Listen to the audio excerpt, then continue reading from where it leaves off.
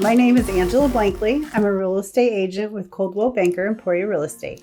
I've been in real estate for about almost 9 years now. Next month will be 9 years. My husband's name is Richard, and we farm together full time.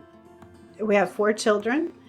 My hobby that I am trying to enjoy more of are my horses. I recently got in, I've always had quarter horses growing up and all my life, but recently got into the gypsy vanners, and so now I have horses that I can ride and drive. The reason I chose Coldwell Banker is the group of people that I work with and work for. I have known Jamie and Christy for a long time, and just the ideas that they promote was important to me.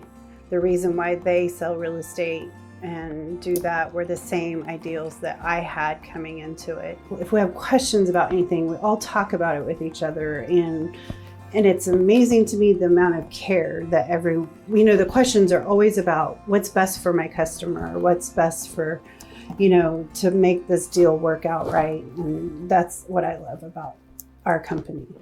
My typical day as a realtor, I just get up in the mornings, I get my coffee, check my emails, return any emails.